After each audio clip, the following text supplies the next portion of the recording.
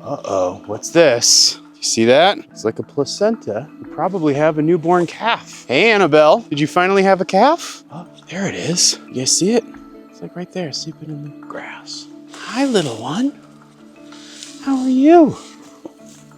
Well, we got ourselves a little bull calf. Bull calf number 4 for the season. So we've had 8 calves, 4 boys, 4 girls. Oh, sorry. Didn't mean to spook you. Didn't mean to spook you.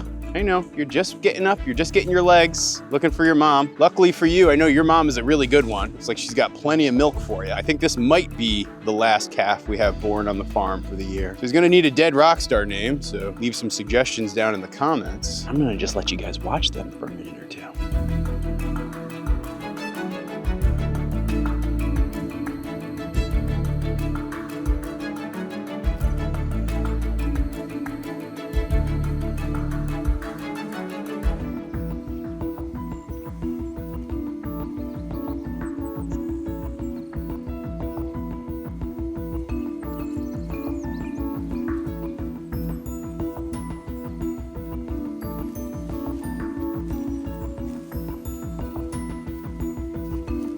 You can see that most of the calves have already jumped the line and they're eating all the good grass and the moms are patiently waiting. Like even little mischievous Sly starting to hang out with the other calves now, which is nice to see. Good to see you doing really well there, Sly. And I know you girls are hungry, so let's get you some fresh grass. Hey, cows.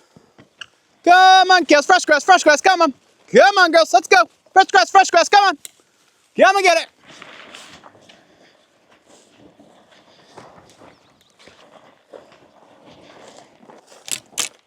Excuse me, Amanda Hug and Kiss. That is not a scratching post. That is a fence post, and I don't want you to break it, ma'am. Cows. Hey, you calves better not be getting fresh with my side-by-side. I see you there, baby Elvis. Even though you're cute, you can get into trouble. Okay, so I see our little calf sleeping and separated from its mom. So I'm gonna stealthily go over there and give it a shot. Unfortunately, I can't actually show you guys me giving the shot because the last video I did that in, I got demonetized, but I'm gonna go give him his Bosey shot just to ensure he gets off to a good start here. There you go.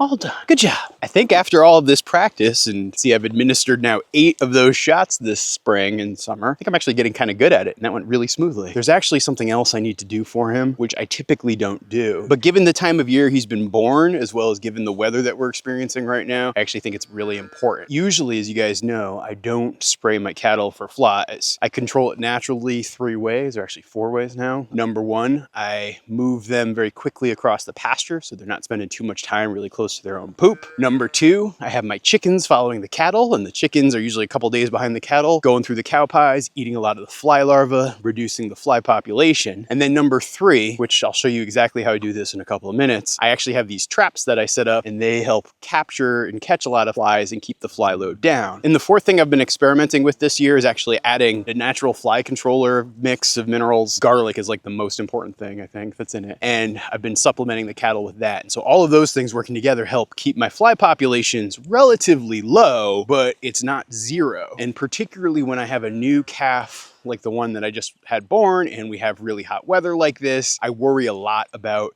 it potentially getting fly strike. Fly strike is when like a fly lands on an animal and the animal might have like some exposed skin or a wound or something like that. And essentially you get like a fly larva or fly eggs like laid inside the creature, and then those eggs hatch, and then you basically have a creature that has maggots living inside of it, and it's horrible. And so one of my few exceptions for using like essentially it's permethrin, it's like the main ingredient to control flies and insects. That is the one exception. I will take a newborn calf like this one and I'm gonna apply it. The reason I don't give it to all of my cattle is because it actually harms the soil life and the beneficial insects that I really hope to promote. You know, when my pal Troy Bishop was over the other day and we were looking at my pasture and my grazing, one of the things he commented on was just how good my insect populations are, like just how many dung beetles and whatnot our cow patties seem to attract so quickly. Like our pastures are just teeming with beneficial insect life. And so to help ensure that,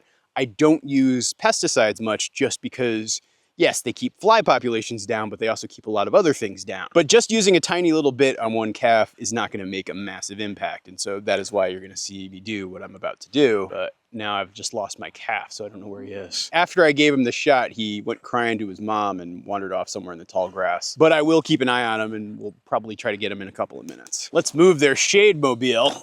You know, it was a really hot couple of days, and luckily, it seems like it's going to cool off quite a bit over the next 24 hours or so. But that's why the shade mobile is so gosh darn important for the cattle, because there's not a lot of trees up here. They need to have some sort of cover to get out of the direct sun, or else it's not good for them. You know, one way you can see it working, right? Like, look at the grass and everything that's like right down in this space. Like, do you see how like absolutely trampled down it is and smashed? And there's like way more manure in this one spot relative to other spots like over here, for example. Well, that's because, you know, come high noon, pretty much all the cattle are right around the ring. You can even see that's what the grass looked like, and that's right where the shade mobile was. So we'll have something pretty similar to that right over here. I mean, heck, it even looks like Annabelle gave birth to her calf right around where everybody was hanging out for the shade. Now, I'm actually pretty sure that that calf was born in the middle of a pretty crazy storm last night. I mean, yesterday was really hot. Like, we had a high of 91, which for Vermont is not common at all, particularly like this early in the season. And I had been watching Annabelle really, really closely. Like, I knew she was very close. I could tell over the last 3 days, just watching her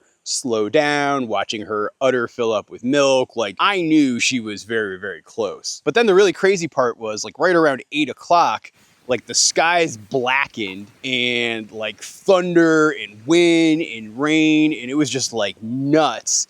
I was actually sitting like on the backside of the barn, just hanging out, watching the storm, and it was kind of nice, but it meant that it was harder to get up here. And by the time it was like I was able to get up here, it actually pretty much turned to like almost nightfall. And I could see her calf had just been born, and I didn't want to interfere with it at all. I wanted to give her like a chance to like spend time with it. It looked like it was healthy. It looked like it was fine. So I wasn't going to like try to like do the medical stuff that I've been doing this morning. So I don't know why I'm telling you this story other than the fact that he needs a dead rock star name, and he was born during a storm. And no, I refuse to call him Jim Morrison because I hate the doors. Looks like our new boy is off on the other side of the fence for a moment. Is he already trying to eat grass? Golly, he's probably about 12 hours old right now, and he's already trying to eat grass. Good for him. So this is kind of nasty stuff, so I always wear gloves when I use it. You can actually see he's playing with my fly traps. There you go, guy. Just a little bit, that's all it needed. Now this right here is actually my preferred method for catching flies. They're actually getting harder and harder to find, I'm finding. I don't know what it is, but I'll leave an affiliate link down below if you guys want to find like the type that I use. Flies just get stuck to them just like this, and then I throw them out. I've experimented with trying to feed them to the chickens, but I found that I'd occasionally get chickens stuck to the paper, and then it became a whole nightmare of trying to get them loose. And so I stopped doing that, and I just throw it out now. Apologies to the vocal proponents of fly rights. This is actually just how I keep my cattle healthy. I know it's not the most humane way to kill an insect. Nobody wants to get stuck to a bunch of glue and die out in the sun. I get it. In terms of trying to balance things with nature here on the farm, I find it's the best thing for all the creatures on the farm, including some of the beneficial insects and the soil health. And so like I'll just take a trap covered like this, and I'll leave it right here by their waterer, probably by like 3 or 4 days later, depending like if it rains or not, because I usually have to replace them after a heavy rain. But these will be covered in flies, which are all not going to be flies that reproduce, and which help limit the amount of insects that my animals have to contend with, which will keep them healthier. But at the same time, I'm doing it all without hurting all of the insects in the soil and other wee beasties that are beneficial to good, healthy ecosystems. I find the water is the best place because it just seems like the flies are attracted to the black, hot surface of the waterer, and the cattle keep coming back here anyway, and so it's a good way to attract the flies.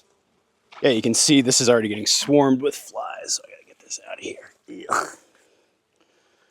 So when Amanda Hugginkiss gave birth to Sly Stone the other week, you know, she devoured that placenta within, I don't know, it was eaten like within 3 or 4 hours after the birth. It's been about 12 hours since the birth, and I am assuming nobody's gonna eat it, and so I'm gonna just dispose of it. I don't wanna leave it out here because it's the type of thing that can attract coyotes, as well as you can see just how many flies were swarming it, and so just not a good hygienic thing to leave around for your cattle.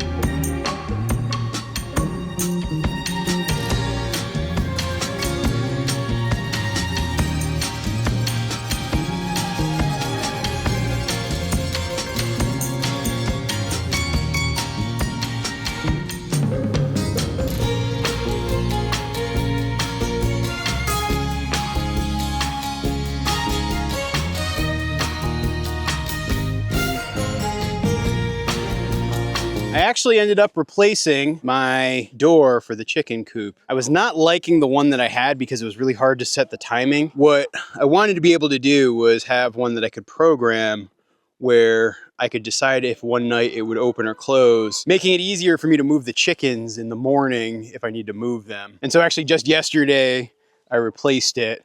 As I was checking it last night, it actually worked pretty good. It's a slightly different design. It's got a solar panel that it connects to. I've got to actually do something about this cable so it's not all loose. I'll probably use a cable tack to put it up in the next couple of days. I got to just remember to bring one up with me. But it's really cool the way it works because you can set it based on time, day, and even make decisions around like whether or not it opens the next morning. And so I'm a huge fan of this one. I will actually try to find an affiliate link I can share with you for that as well. What's kind of cool is that like it closes not like your traditional, but like it swings out and up like a door. So the other one used to go up and down. I also found that when it would be like cold or we had some ice, it could get stuck. This won't have that problem. So yeah, this is the new chicken door. I know, this is not exciting for most people, but for me, it's kind of exciting. Would you look at that? We're already catching some flies, huh?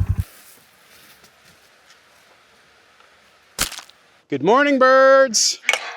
Hey there, Abby dog. How's it going, girl? Hey, what's up? Hey, Toby dog. Good to see you, buddy boy. Oh, good to see you. Yeah. So yeah, the ducklings and goslings are doing really well. This is our last class of the year. Everybody's growing up big. Most of them will probably get kicked out and go into the wild very soon. Like those goslings or geese that you see on the other side there, most of them were all hatched out already this year and they already look like geese. Like I can actually see Honky Kong right there. I see John Cena in the back right there. And so yeah, they're all doing really, really good. I don't know, I'm excited. And Abby, I gotta say, I'm proud of Abby. She's been doing really good with the babies. I've been like working with her. There's been a couple that have escaped occasionally and she hasn't played with them. She's just been very respectful, and so it's very good to see. Life in our nursery continues to be really good. Baker, who hatched out a dozen ducklings, she's doing good. And I think I mentioned this in a previous video. She lost 2 ducklings, but she's got 10 of her original ones still with her. There's also another mama duck in here who hatched out 5 of her own as well. They can kind of slip in and out of there, so they kind of come and go as they please, which is really, really nice. The other thing that's been kind of cool to see, and you can see one right here, the little baby chicks are growing up and turning into chickens. You can see their mama right there, but the field is teeming with little baby chickens. I think she hatched out 11 if I'm not mistaken, and I lost 1. And the rest are doing really, really good. This whole experiment of making a nursery setup has worked out well. I don't think I'm gonna do this spot again for next year, but I do think that I'm going to set up like a little tiny yard with a little bit of housing that's like a semi-permanent nursery that moms can raise their babies, because, you know, I always have stuff like this happening every spring where I have ducklings or chicks or goslings being hatched out by moms, and I really want them to have a safe space to live, at least in those first few weeks of their life. I mean, honestly, it's not that different than what I'm talking about with the clucky ball. And one thing you'll notice is I only have 3 of the weird chickens out right now. So Deb and Captain Janeway and our rooster, Brewster, they're all out. I actually have 3 chickens in there, each one of the 3. So my 2 Silkies plus Carmen, the black cochin, they are all sitting on clutches right now. And I'm hoping probably by next week, we actually have some baby weird chickens. Now, one task I need to do now is I've got to refill the duck and goose waterers. I've carried forward the same exact waterer I've used all winter. I love this thing so much. I'm just starting to reuse it. But one thing you're gonna notice me do is rather than just dump the water, a lot of times I'm now recycling the water. And I'll show you what that's gonna be for in just a moment. Abby dog, you do not want to drink that gross water. That's not good. That's not good for Abby's. That's just gross. But I do know who it is good for.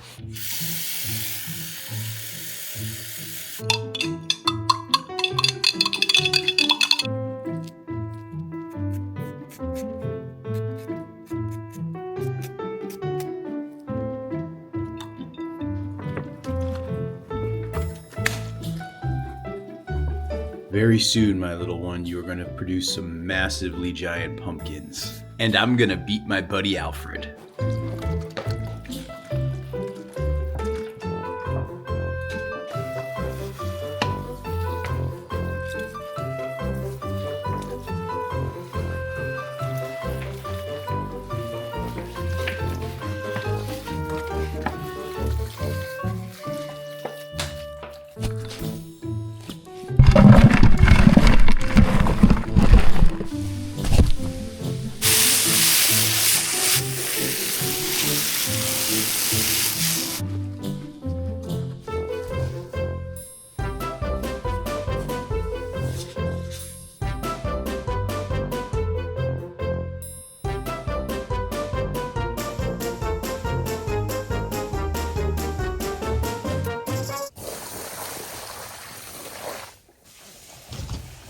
that poopy duck and goose water is going to turn me into a Peacham pumpkin legend. So as you guys know, me and my buddy Alfred have a contest going, and now it turned into a whole contest for our entire town where we're going to try to see who can grow the biggest pumpkin. And I've got a whole bunch of seedlings in here that are really starting to take off and do pretty well. And so this whole area is now like pumpkin growing zone. And sometimes dogs like to nap in here, but usually by, I don't know, it's like 8:41 right now, and it's already getting kind of hot in here for today. I know you like to be in here because I'm in here, but pretty soon you're gonna want to get out of here. But yeah, I was actually thinking about it, right? When it comes down to it, pumpkins are a crop that requires a lot of compost and fertility, as well as a lot of water, relatively speaking. And since I have a lot of water being used for my ducks and geese, I figured why not try to combine the two things, actually take advantage of the poopy duck and goose water as a way to keep these pumpkins growing nice and strong. Because mark my words, I will beat my buddy Alfred. Meanwhile, at the annual Peacham Tractor Parade,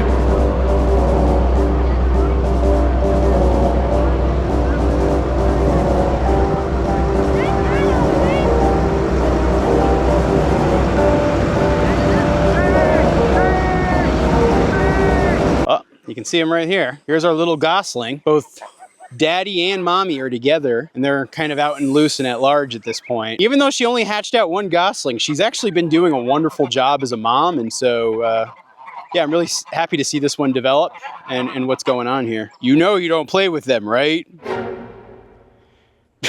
Or actually, she just tweaked herself on a fly. Hey, Gautois! Where's the Gautois? How's it going, my buddies?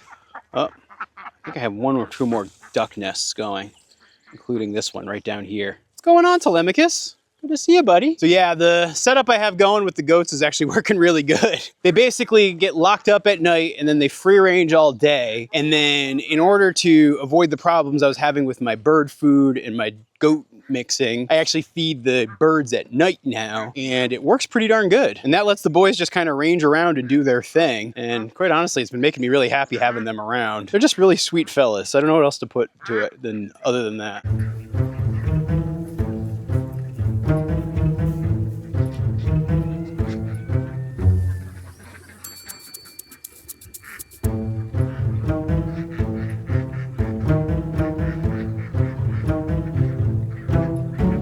Well, I hope you guys have enjoyed this update from the farm. I've got some hungry barn cats to feed, and then I'm gonna go set some chicken eggs so that we can have more chickens hatch very soon, because they're actually not setting, they're actually going on lockdown. But thanks for watching, everybody.